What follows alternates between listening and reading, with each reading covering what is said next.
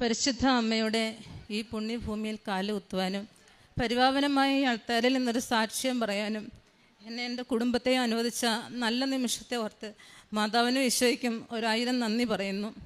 എൻ്റെ പേര് സുനിത. ഞാൻ ആലപ്പുഴ ജില്ലയിലെ മാവേലിക്കരയിൽ നിന്നാണ് വരുന്നത്. ഞാനിവിടെ ഉടമ്പടി എടുത്തത് 2023 മെയ് 19 ഉടമ്പടി എടുക്കുവാനുണ്ടായ സാഹചര്യം, ഇതിൻ്റെ 2 മക്കൾ, ഇത് ഇളയാളാണ് പ്രജ്വലിന് 3 വയസ്സ് മുതൽ ഒരു അസുഖമുണ്ടായിരുന്നു. അതായത് രാവിലെ ഉറക്കമുണർന്ന് എണീറ്റ് വരുവാൻ വൈമുഖ്യം കാണിക്കുകയും പാർഷ്യലി അൺകോൺഷ്യസ് ആയ അവസ്ഥയിൽ കിടക്കുകയും ദേഹം മുഴുവനായിട്ട് നല്ല രീതിയിൽ സ്വെറ്റിംഗ് ആവുകയും രോമങ്ങളൊക്കെ എഴുന്നു നിൽക്കുകയും എല്ലാം ചെയ്യുന്നൊരവസ്ഥ. നമ്മൾ എന്ത് ചോദിച്ചാലും കുഞ്ഞ് മൂളുക മാത്രം ചെയ്യുമായിരുന്നു. അത് മാനസികമായി എന്നെ വല്ലാതെ തളർത്തിയിരുന്നു. ഇത് 3 വയസ്സ് മുതൽ ആരംഭിച്ചതാണ്.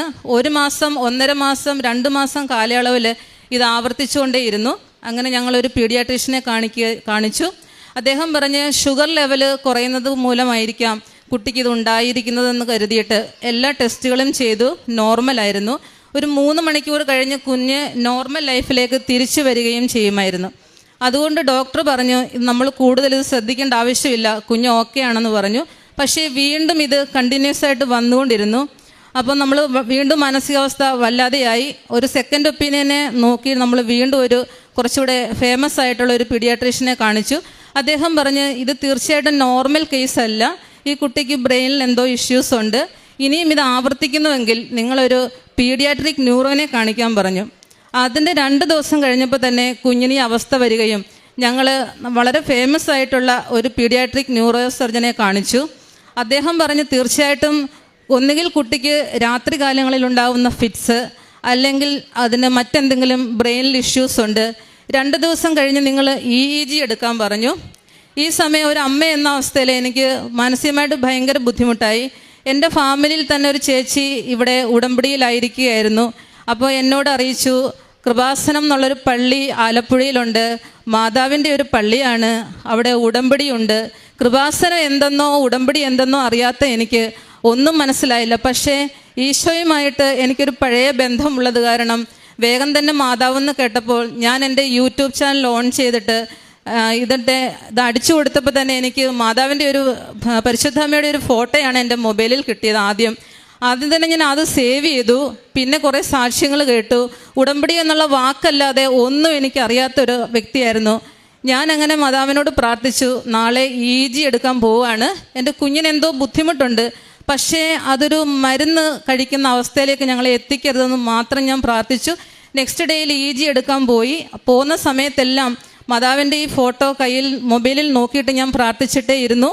EEG കഴിഞ്ഞ് ഡോക്ടർ റൂമിലേക്ക് വിളിച്ചിട്ട് പറഞ്ഞു, കുഞ്ഞിന് രാത്രി കാലങ്ങളിൽ വരുന്ന ഫിറ്റ്സാണ്, ഇതൊരു 12 വയസ്സ് വരെ തുടരും, അത് ഡേഞ്ചറാണ്, കാരണം രാത്രിയിൽ ഈ കുഞ്ഞിനും അറിയില്ല, നമുക്കും ഈ രോഗാവസ്ഥ വരുന്നത് എപ്പോഴാണെന്ന് അറിയില്ല, അപ്പോൾ നിങ്ങൾ സൂക്ഷിക്കണം എന്ന് പറഞ്ഞു.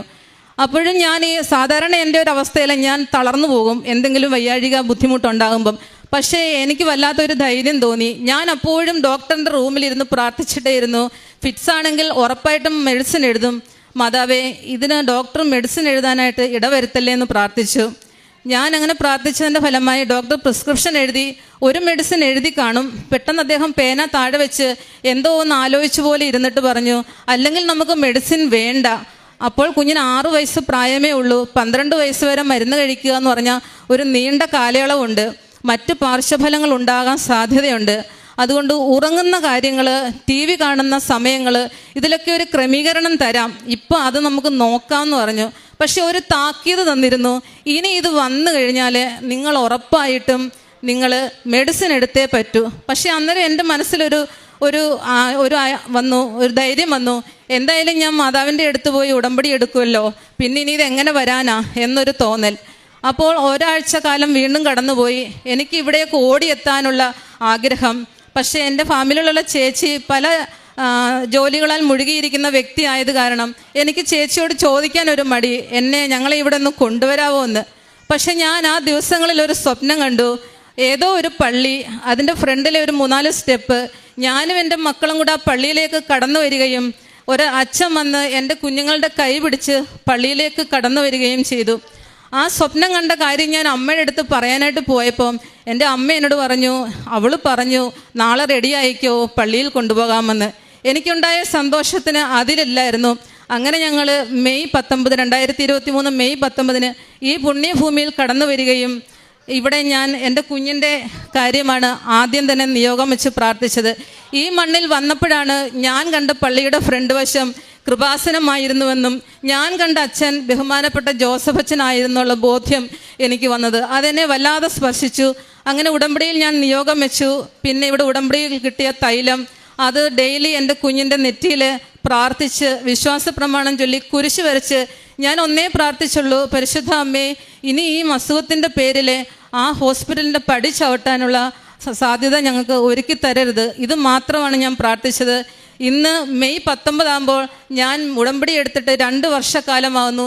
ഇന്ന് ഈ നിമിഷം വരെയും എൻ്റെ കുഞ്ഞിന് ആ ഒരു രോഗാവസ്ഥയോ അതിൻ്റെ ഒരു സിംറ്റംസോ ഉണ്ടായിട്ടില്ല.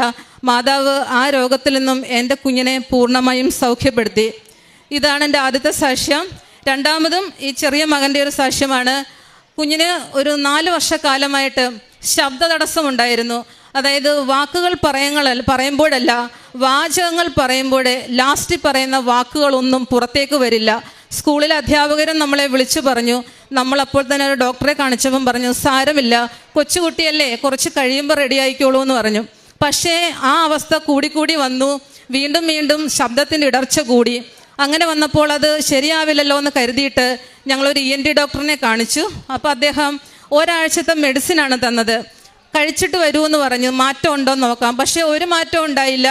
ഡോക്ടർ പറഞ്ഞു, നാളെ ഹോസ്പിറ്റലിലേക്ക് കൊണ്ടുവരൂ, തിയേറ്ററിൽ വെച്ച് നമുക്കൊരു ടെസ്റ്റ് നടത്താം. വോക്കൽ കോഡിൽ ടോർച്ച് അടിച്ച് നോക്കുന്ന ഒരു ടെസ്റ്റാണ്, നമുക്ക് നോക്കാം എന്തെങ്കിലും ഇഷ്യൂസ് ഉണ്ടോ.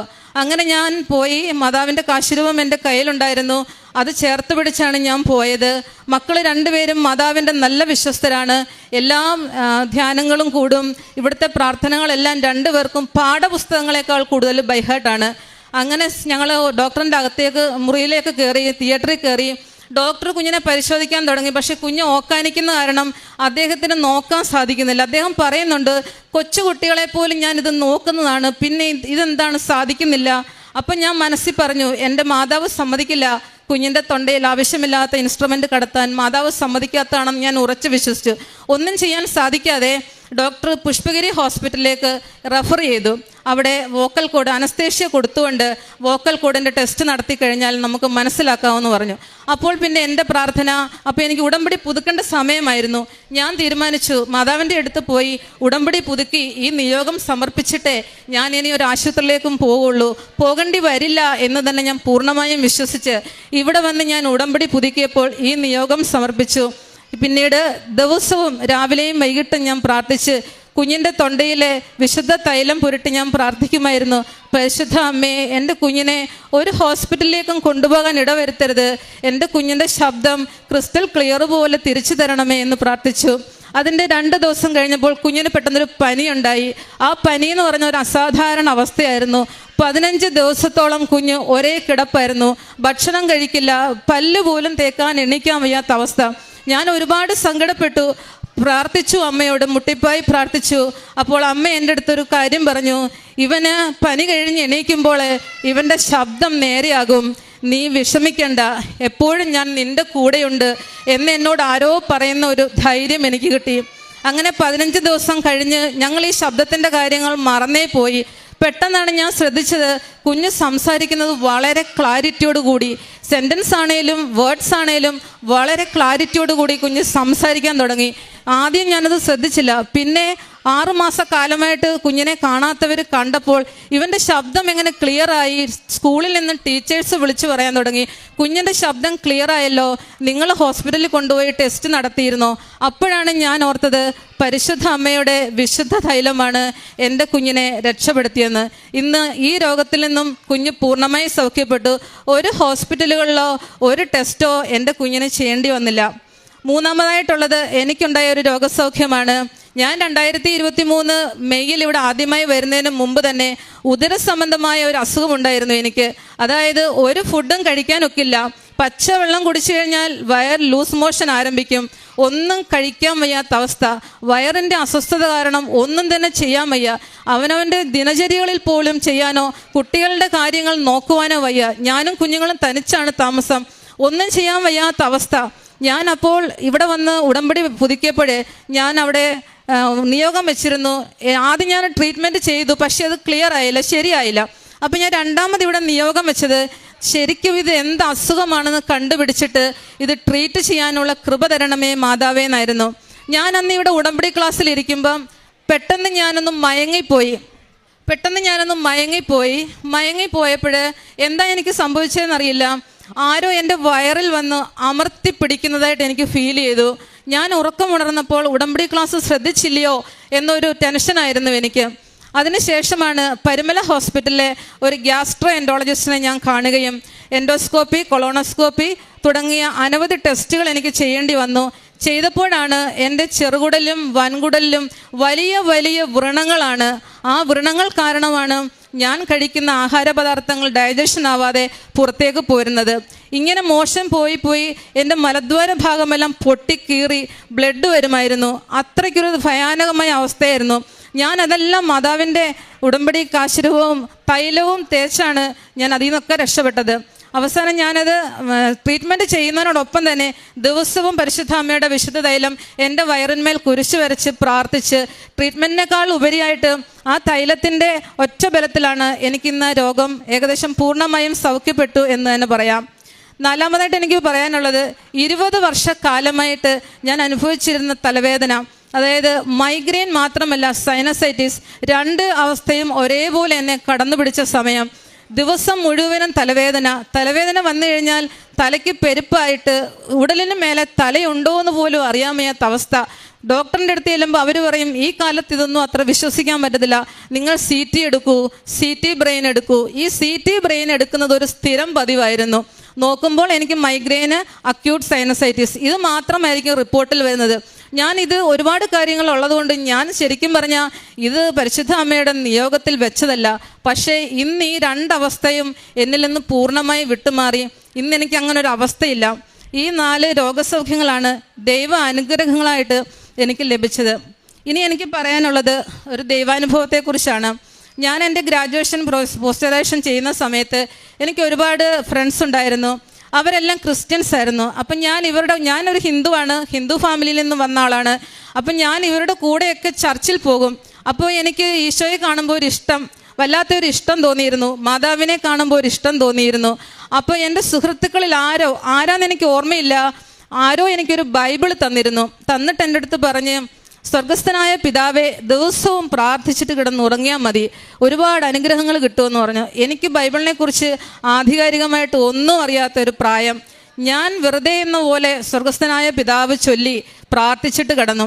കുറച്ച് കാലം അങ്ങനെ പോയി. പിന്നെ എൻ്റെ വിവാഹം കഴിഞ്ഞു, കുട്ടികളായി, ഒരുപാട് പ്രശ്നങ്ങൾ ജീവിതത്തിലെ, കുടുംബ പ്രാരാബ്ദങ്ങൾ എല്ലാം കാരണം ഞാൻ സംഭവം കയ്യിൽ നിന്ന് വിട്ടുപോയി. ഇതിനിടയ്ക്ക് ഞാൻ പുറത്ത് ജോലി ചെയ്തു, ഞാൻ വാടകയ്ക്ക് താമസിച്ചിട്ടുണ്ട്, സ്വന്തമായ ഒരു ഭവനം പണിത് അവിടേക്ക് താമസിച്ചു. പക്ഷേ ഈ കാലഘട്ടത്തിലൊന്നും ഈ ബൈബിൾ എന്നെ വിട്ടുപോയില്ലായിരുന്നു. ഞാനത് കൂടെ കൊണ്ട് നടക്കും, എന്തിനെന്നോ ഏതിനെന്നോ ഒന്നും എനിക്കറിയില്ല. പക്ഷേ എങ്കിലും ആ ബൈബിൾ ഇത്രയും വർഷക്കാലം ഞാൻ കൂടെ കൊണ്ട് നടന്നിരുന്നു. അങ്ങനെ ഇരിക്കുമ്പോൾ ഞാനൊരു സ്വപ്നം കണ്ടു. അന്തരീക്ഷത്തിൽ ഇങ്ങനെ സൂര്യ തേജസ്സോടെ നിൽക്കുന്ന ഈശോൻ്റെ ഒരു രൂപം. അത് കണ്ടപ്പോൾ ഞാൻ ഞെട്ടി ഉണർന്നു. അപ്പം ഞാൻ ആലോചിച്ചു, എന്താണ് ഇങ്ങനെ ഈശോയെ സ്വപ്നം കണ്ടത്? സ്വർഗസ്ഥനായ പിതാവ് ചൊല്ലിയതിൻ്റെ ആവാം എന്ന് ഞാൻ കരുതി. ആ സംഭവം ഞാൻ വീണ്ടും വിട്ടു. പക്ഷേ എൻ്റെ ജീവിതത്തിൽ ഒരുപാട് സങ്കടങ്ങൾ, എൻ്റെ അമ്മ മരിച്ചിരുന്നു, അങ്ങനെ ഒരുപാട് സങ്കട അവസ്ഥയിൽ കൂടി കടന്നുപോയൊരു വ്യക്തിയാണ് ഞാൻ. ഈ സമയത്തെല്ലാം ഞാൻ ഈ സ്വപ്നം കണ്ട ഈശോയുടെ രൂപം എൻ്റെ അരികത്തേക്ക് വരുന്നതായി ഞാൻ പല സമയത്തും തിരിച്ചറിഞ്ഞിട്ടുണ്ട്. ഞാനപ്പോൾ സ്വയം എന്നോട് ചോദിച്ചൊരു ചോദ്യമുണ്ട്, ഈ ദൈവത്തിന് ഇത്രയും ശക്തിയുണ്ടോ? എന്താണ് എത്രയോ വർഷങ്ങൾക്ക് മുമ്പ് ഞാൻ കണ്ട ആ ഒരു സ്വപ്നം, ആ ഒരു ഈശോയുടെ രൂപം എൻ്റെ അടുത്തേക്ക് കടന്നു വരുന്നതെന്ന് ഞാൻ പലപ്പോഴും ചോദിച്ചിട്ടുണ്ട്. ഈ കാലയളവിലാണ് എൻ്റെ കുഞ്ഞിന് ഈ രോഗാവസ്ഥ വരുന്നതും ഇവിടേക്ക് കടന്നു വരുന്നതും. ഇപ്പോൾ എനിക്ക് ഇവിടെ നിന്ന് പറയാൻ പറ്റും, എൻ്റെ ഈശോയാണ് പരിശുദ്ധ അമ്മയുടെ കൈകളിൽ എന്നെ ഏൽപ്പിച്ചു കൊടുത്തത്. എന്തിനെന്ന് വെച്ചാൽ ഈശോയെ പറ്റി കൂടുതൽ അറിയുവാനും ഈശോയുമായി സ്നേഹത്തിലാകുവാനും വേണ്ടി എന്ന് തന്നെ എനിക്ക് പറയാൻ പറ്റും. ഇതിനിടയിൽ ഞാൻ ഒരു ദിവസം മക്കൾ സ്കൂളിൽ പോയി കഴിഞ്ഞ് കുറച്ച് സമയം ഫ്രീ ഉണ്ടായിരുന്നു. അപ്പോൾ കിട്ടുന്ന സമയങ്ങളൊക്കെ ഞാൻ ബൈബിൾ ആധികാരികമായിട്ട് എവിടെ നിന്ന് വായിക്കണം, എനിക്ക് ഇഷ്ടമുള്ളൊരു ഭാഗം എടുക്കും, ഞാൻ വായിച്ചു തുടങ്ങും. പക്ഷേ എനിക്കെന്തോ ഒരു ഇഷ്ടം തോന്നി വായിക്കാൻ. വചനങ്ങൾ വായിക്കുന്നതൊക്കെ മനസ്സിലാകുന്നുണ്ടെന്ന് എനിക്കൊരു ബോധ്യം വന്നപ്പോൾ ബൈബിൾ വായിക്കാൻ ഒരു ഇഷ്ടം തോന്നി. അപ്പോൾ എനിക്കെന്തോ ഒരു 10-11 മണിയായി കാണും രാവിലെ. ഞാൻ കുളിച്ച് ഫ്രഷായി വന്നു. അപ്പോൾ എന്നോട് ആരോ പറയുന്നു, നീ മുട്ടയെ കുത്തിയിരുന്ന് വിശ്വാസ പ്രമാണം ചൊല്ല് എന്ന്. ഞാൻ വേഗം തന്നെ മുട്ടയെ കുത്തിയിരുന്ന് വിശ്വാസ പ്രമാണം ചൊല്ലി. പെട്ടെന്ന് തന്നെ ആരോ എന്നോട് പറയുന്നു 2 തിമോത്തി എടുത്ത് വായിക്കാൻ. ദൈവമേ, ഞാൻ ഒരിക്കൽ പോലും ഈ ബൈബിളിൽ 2 തിമോത്തി എന്ന ഭാഗം കണ്ടിട്ടേയില്ല. അപ്പം ഞാൻ വിചാരിച്ചു ഇതെനിക്ക് തോന്നിയതായിരിക്കാം. വീണ്ടും ഞാൻ എൻ്റെ ജോലികളിൽ മുഴുകിയിട്ടേ ഇരുന്നു. പക്ഷേ എന്നെ ജോലികളൊന്നും ചെയ്യാൻ സമ്മതിക്കുന്നില്ല. വീണ്ടും എന്നോട് ആരോ പറയുകയാണ്, എനിക്ക് നന്നായിട്ട് കേൾക്കാം എന്നോട് പറയുന്നത് 2 തിമോത്തി വായിക്കൂ എന്ന്. ഞാൻ വേഗം വെപ്രാളം കാരണം ബൈബിൾ എടുത്ത് തിരിച്ചും മറിച്ചും നോക്കി. 2 തിമോത്തി കാണുന്നില്ല. കാരണം ഞാനൊരു ഹിന്ദുവാണ്, എനിക്ക് ബൈബിൾ ആധികാരികമായിട്ട് അറിയാത്തതുകൊണ്ട് 2 തിമോത്തി എവിടെയാണെന്ന് പോലും എനിക്കറിയില്ല. ഞാൻ പെട്ടെന്ന് വിശ്വാസ പ്രമാണം ചൊല്ലിയിട്ട് പറഞ്ഞു, ഈശോയെ, എനിക്ക് തന്ന വചനമാണെങ്കിൽ ഈ വിശ്വാസ പ്രമാണം ചൊല്ലിക്കഴിയുമ്പോൾ എനിക്കിത് ഞാൻ ഓപ്പൺ ചെയ്യുന്ന ഭാഗം 2 തിമോത്തി ആയിരിക്കണേ. ഞാനങ്ങനെ വിശ്വാസ പ്രമാണം ചൊല്ലി ഞാൻ തുറന്നു നോക്കിയതും 2 തിമോത്തിയാണ് എനിക്ക് കാണാൻ സാധിച്ചത്. അതിലൂടെ ഈശോ എന്നോട് ഒരുപാട് വചനങ്ങൾ സംസാരിച്ചു. ക്രിസ്തു യേശുവിൽ നീ വിശ്വാസം പുലർത്തുക. പിന്നെ അതിൽ പ്രധാനമായിട്ട് 2 തിമോത്തിയിലെ 11-ാമത്തെ വചനമുണ്ട്, നിങ്ങൾ അവിശ്വസ്തരായിരുന്നാലും ഞാൻ വിശ്വസ്തനായിരിക്കുമെന്ന്. അതാണ് എൻ്റെ ഇത്രയും നാളത്തെ ചോദ്യങ്ങൾക്കുള്ള മറുപടിയായി ഈശോ എന്നോട് സംസാരിച്ചത്.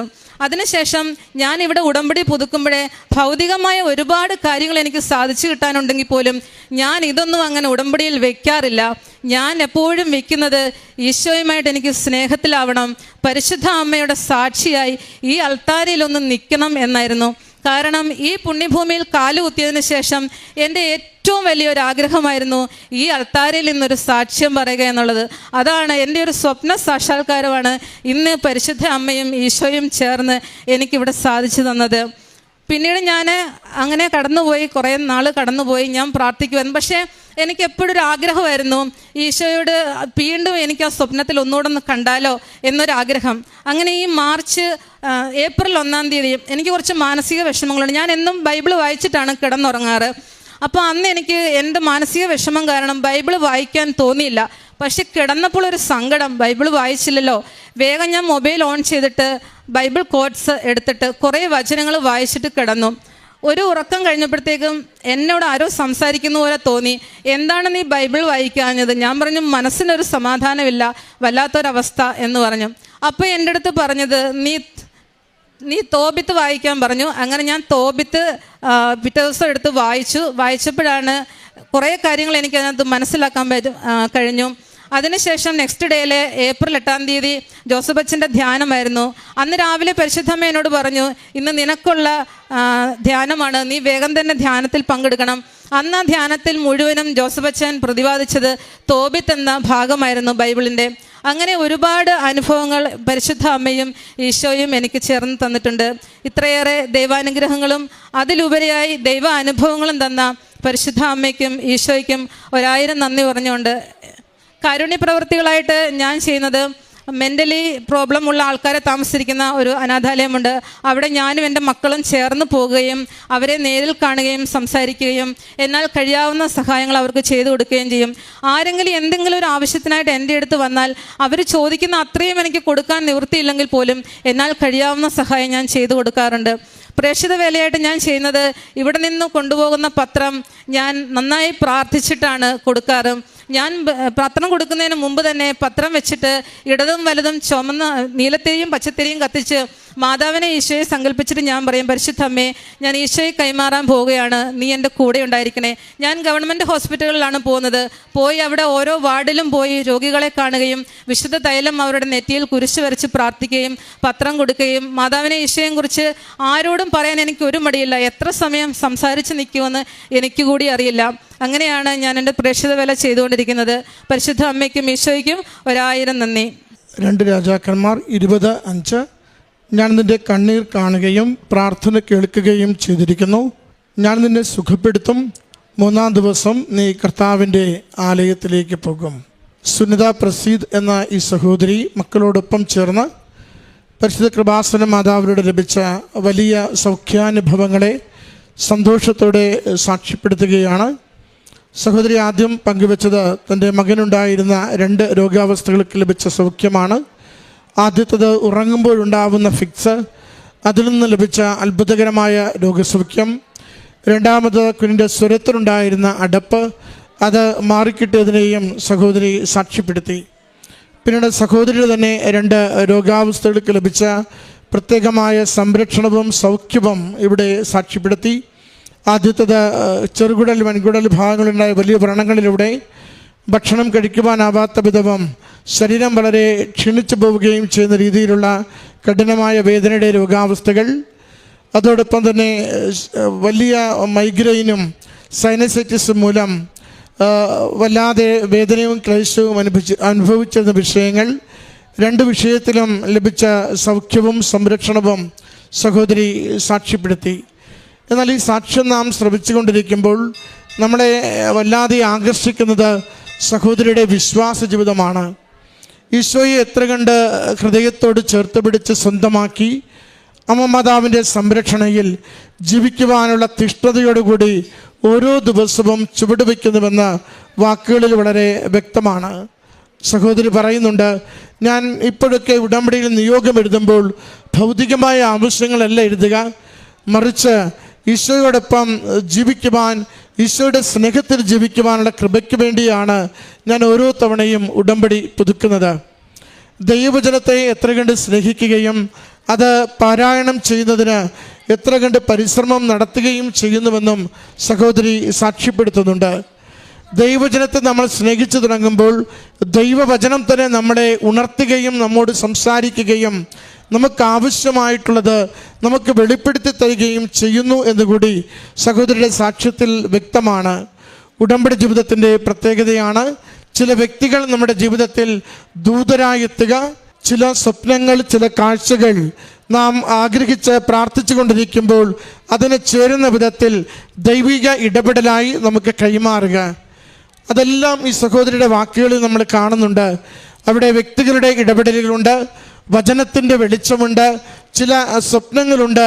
അതെല്ലാം പിന്നീട് ദൈവാനുഗ്രഹത്തിൻ്റെ അടയാളങ്ങളായി അമ്മ മാതാവ് കരം പിടിച്ച് നടത്തുന്നതിൻ്റെ സൂചകങ്ങളായി മാറുന്നുവെന്ന് സാക്ഷ്യപ്പെടുത്തുകയാണ്. പ്രിയമുള്ളവരെ, നാം കടന്നു പോകുന്ന ജീവിതത്തിൻ്റെ അവസ്ഥ എന്തു തന്നെയാണെങ്കിലും, എത്ര ഗുരുതരമായ രോഗാവസ്ഥയിലൂടെ, എത്ര പഴകിയ രോഗാവസ്ഥയിലൂടെ കടന്നു പോകുന്നുവെങ്കിലും അമ്മയുടെ കരങ്ങളിലേക്ക് കൊടുത്ത് നമുക്ക് പ്രാർത്ഥിക്കാം. അതോടൊപ്പം തന്നെ ഉടമ്പടിയുടെ നേർച്ച വസ്തുക്കൾ ഏറ്റവും തികഞ്ഞ വിശ്വാസത്തോടുകൂടി പൂർണ്ണമായി അത് സൗഖ്യത്തിന് ഉപകരിക്കുന്ന ഔഷധങ്ങളായി മരുന്നായി മാറുമെന്ന പ്രത്യാശയോടുകൂടി അവ ഉപയോഗിക്കുവാൻ നമുക്ക് എന്നും ശ്രദ്ധിക്കാം. അത് നമുക്ക് സൗഖ്യവും ആശ്വാസവും പകരുക തന്നെ ചെയ്യും. സഹോദരി ഇടയ്ക്ക് പറയുന്നുണ്ട്, ഒരു ദിനം കിട്ടിയ വചനത്തിൻ്റെ സന്ദേശം 2 തിമോത്തി എടുത്ത് വായിക്കുക എന്നതാണ്. 2 തിമോത്തി എവിടെയാണെന്ന് പോലും അറിയില്ല. ഞാൻ ക്രിസ്തു സാക്ഷി ക്രിസ്ത്യാനി അല്ലാത്തത് കൊണ്ട് ഇതെവിടെയാണ് ഈ 2 തിമോത്തി ഉള്ളത് പോലും എനിക്കറിയില്ലായിരുന്നുവെന്ന് നമ്മളിലേറെ പേരും സ്വയം ചോദിക്കേണ്ട ഒരു ചോദ്യമാണ്. സുവിശേഷം എത്രയുണ്ട്, എവിടെയുണ്ട്, വചനം എന്താണ്, എങ്ങനെയാണ്, എത്രത്തോളം നമ്മൾ അറിഞ്ഞ് സ്നേഹത്തോടെ വായിക്കുന്നുണ്ട് എന്നൊക്കെ ഒന്ന് പരിശോധിക്കേണ്ടത്. കാരണം മകൾ പറയുന്നുണ്ട്, ഞാനത് വിശ്വാസ പ്രമാണം ചൊല്ലിക്കഴിഞ്ഞ് എൻ്റെ ഈശോപ്പയോട് എനിക്ക് വചനം എന്താണോ നീ എനിക്ക് എൻ്റെ മനസ്സിൽ നീ നൽകുന്നത് അത് തെളിച്ചു തരണമെന്ന് പറഞ്ഞപ്പോൾ പുസ്തകത്തിൽ എവിടെയെന്ന് അറിയില്ലെങ്കിൽ കൂടിയും അപ്പുറം കൃത്യമായി ഈശോ എടുത്തു കൊടുത്തുവെന്ന്. മറ്റൊരു ദിവസം തോബിത്തിൻ്റെ വചനം ഇതുപോലെ തന്നെ മകൾ എടുത്തു വായിക്കുവാൻ വേണ്ടി ആവശ്യപ്പെടുന്നു. എടുത്തു വായിക്കുന്നു. വായിച്ച അടുത്ത ദിവസം രാവിലെ ലഭിക്കുന്ന തീഷ്ണമായ പ്രചോദനം ഉടൻ തന്നെ ഉടമ്പടി ധ്യാനം കൂടുക എന്നതാണ്. നിനക്കുള്ള സന്ദേശം ഈ ധ്യാനത്തിലുണ്ടെന്ന്. അത് ഏതാണ്ടൊരു 3 ആഴ്ച മുമ്പുള്ള ധ്യാനമാണത്. അച്ഛൻ ആ ഉടമ്പടി ധ്യാനത്തിൽ തോബിയാസിനെയും തോബിത്തിനെയും പരിചയപ്പെടുത്തിയും അവരുടെ വിശേഷണങ്ങളെ അവതരിപ്പിച്ചുകൊണ്ടും അവരുടെ ബിബ്ലിക്കൽ പ്രാധാന്യത്തെ സൂചിപ്പിച്ചുകൊണ്ടും സുദീർഘമായി സംസാരിച്ചിരുന്നു. നമ്മൾ ഉടമ്പടിയിൽ വിശ്വസ്തരാണോ, നമുക്ക് വേണ്ടതൊക്കെയും സമയാസമയങ്ങളിൽ അമ്മ മാതാവും ഈശോയും നിരന്തരം കൈമാറിക്കൊണ്ടിരിക്കും. അതിൻ്റെ സാക്ഷ്യമാണ് ഈ കുടുംബം ഈ അൾത്താരയിൽ സന്തോഷത്തോടും നിർവൃതിയോടും കൂടി പങ്കുവയ്ക്കുക. പ്രത്യക്ഷീകരണത്തിൻ്റെ സാക്ഷികളായി നമ്മെ ഓരോരുത്തരെയും ഉയർത്തണമേ എന്ന് പ്രാർത്ഥിച്ചുകൊണ്ട് കരങ്ങളടിച്ച് ഈ സാക്ഷ്യം സമർപ്പിക്കാം.